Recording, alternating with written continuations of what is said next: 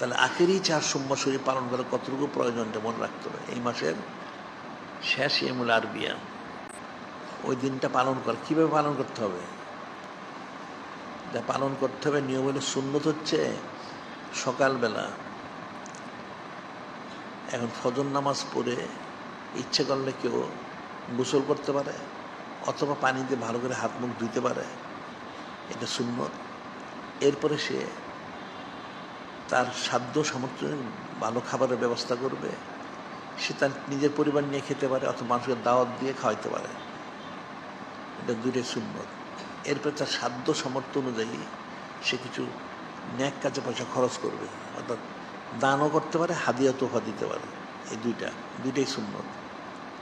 এটা আখেরি 4 সোমবার শরীফের আমলগুলি হচ্ছে, সেদিন সকালবেলা ঘুম থেকে উঠে যদি মানুষ তাহলে ফজর নামাজ পড়বে, যারা তাহাজ্জুদ পড়ে তাহাজ্জুদ তো পড়লে, এরপর ফজর পড়বে, ফজর পড়ে সে তার ইচ্ছে করলে সে গোসল করতে পারে, অথবা পানি দিয়ে হাত মুখ ভালো করে ধুতে পারে, বা তার কাপড় ভিজে শরীরটা মুছতে পারে, যে কোনো একটা সে করতে পারে, সুন্নত প্রত্যেকটাই। এরপরে হলো তার সাধ্য সামর্থ্য অনুযায়ী ভালো খাবারের ব্যবস্থা করবে। এখন এই খাবারের ব্যবস্থা করে তার পরিবারের লোক যারা আছে তাদেরকে নিয়ে সে খাবে। আর যদি তার আরও সামর্থ্য থাকে তাহলে আরও কিছু লোকের দাওয়াত দিয়ে সে খাবারের ব্যবস্থা করবে, এবং তার সামর্থ্য অনুযায়ী সেই দিন সে কিছু দান খয়রাত ন্যাক কাজে খরচ করবে, অথবা তার কিছু হাদিয়া তোফা দিতে পারে। প্রত্যেকটাই সুন্নত। এটা হচ্ছে আখেরি 4 সোমবার শরীফের আমল, এটা করতে হবে, এটা মনে রাখতে হবে। যদিও বাতিল ফেরকা ওহাবি, খারিজি, রাফিজি, মোতাজিলা যারা আছে, এরা কিন্তু চুচারে কিলোকাল করে, এরা সবসময় ন্যাক কাজে মানুষকে বাধা দেয়, নাউজুবিল্লাহ। আর নিজেরা সারাদিন হারাম কাজ করে, ছবি তুলে বেপর্দ হয়, তন্ত্রমন্ত্র যত কুফরি কাজ সব করে, নাউজুবিল্লাহ।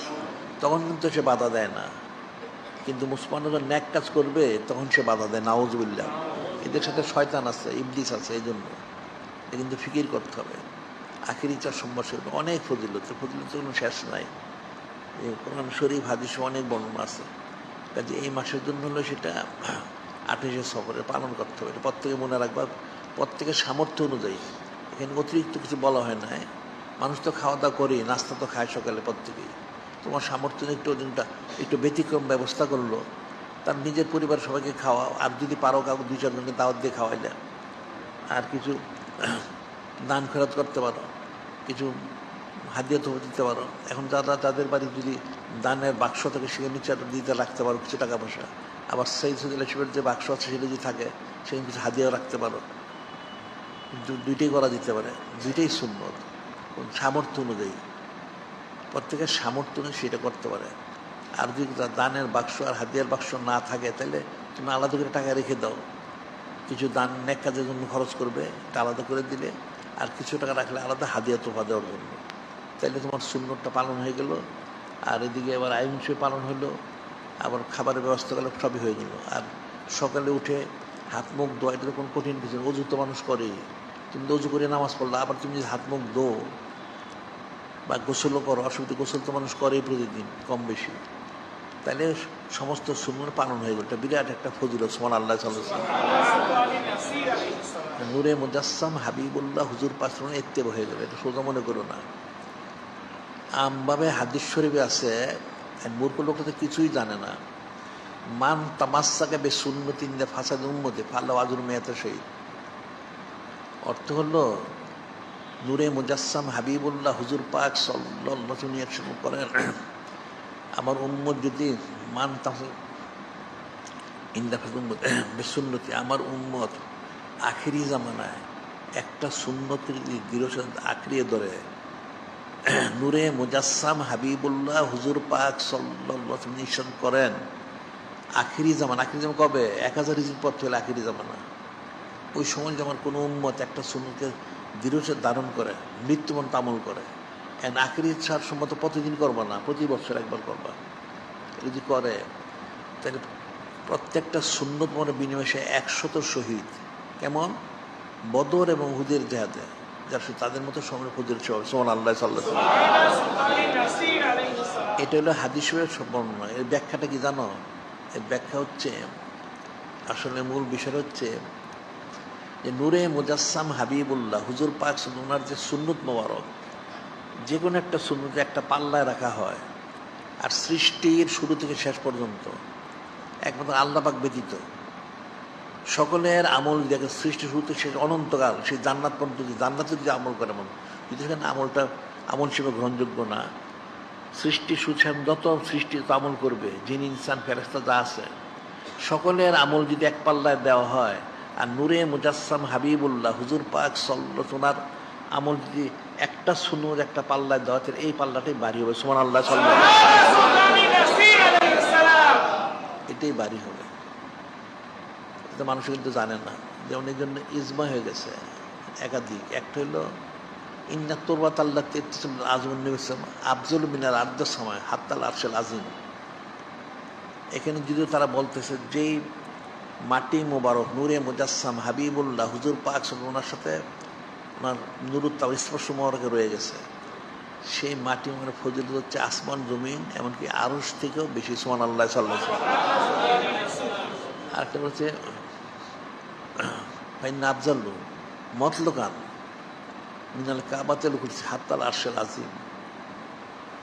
এখানে নূরে মুজাসসাম হাবিবুল্লাহ হুজুর পাক সাল্লাল্লাহু আলাইহি ওনার সাথে যে মাটি বা শুধু মাটি না যে কোনো জিনিস ওনার স্পর্শ আসবে, সেটা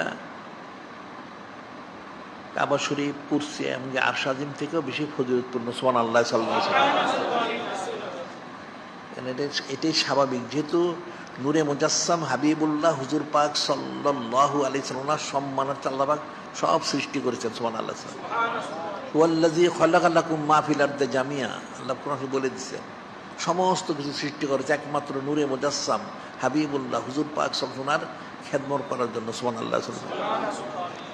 তাহলে ওনার সাথে সংশ্লিষ্ট বিষয়গুলি, দিনগুলি, তারিখগুলি তাহলে কত ফজিলতপূর্ণ হবে এটা ফিকির করতে হবে।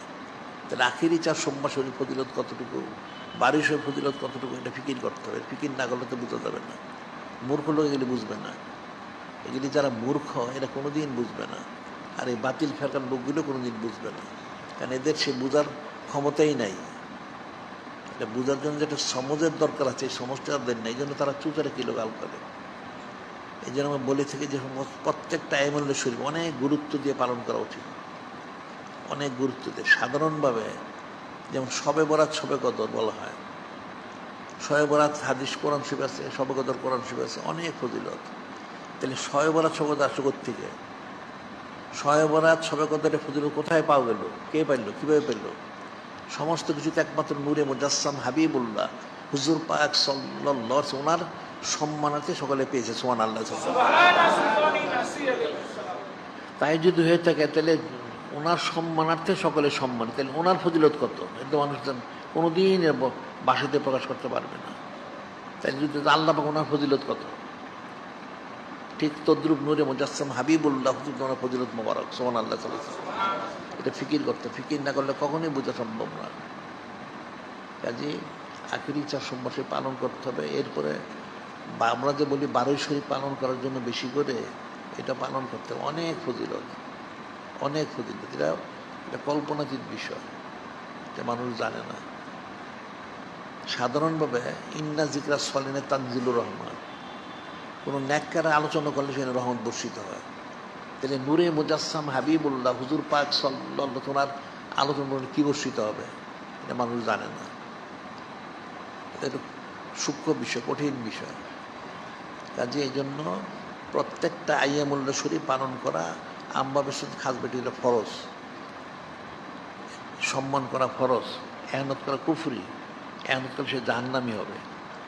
এটা কোন শিবাদ দ্বারা এটা সাবেত, কেতি দলিলের দ্বারা সাবেত, এটা মনে রাখতে। কাজে সামনে আখিরি চার সোমবার শরীফ এই বছরের জন্য 28 তারিখ, এটা প্রত্যেকে স্মরণ রাখবে, স্মরণ রেখে পালন করার চেষ্টা করবে। এটা কোনো কঠিন কিছু না, সোজা জিনিস করলে অনেক ফজিলত রয়ে গেছে। এখানে অনেক সুন্নত মোড় আছে, একটা না অনেকগুলি। একটা সুন্নত পান করলে যদি 100 শহীদের সমান সমাপনে ফজিলত পাওয়া যায়, কিন্তু অনেকগুলি সুন্নত আছে। সকালে গোসল করলো, শরীর পরিষ্কার করলো, খাবারের ব্যবস্থা করলো, খেলো, মানুষকে খাওয়ালো, কিছু দান খরচ করলো, কিছু ন্যাক কাজে খরচ করলো, কিছু হাদিয়া তোফা দিল, অনেকগুলি খুশি প্রকাশ করলো। খুশি প্রকাশ সবচেয়ে বড় ফজিলত। আপনাদের আসলে যে বলি কোরআন শরীফে এই খারিজের এটাও বুঝে না সেটা। আল্লাহ বললেন কুল বেফদলিল্লাহি ওয়া বিরহমাতিহি ফাবিযালিকা ফালিয়াফরাহু ওয়া খায়রুম মিম্মা ইয়াজমাউন।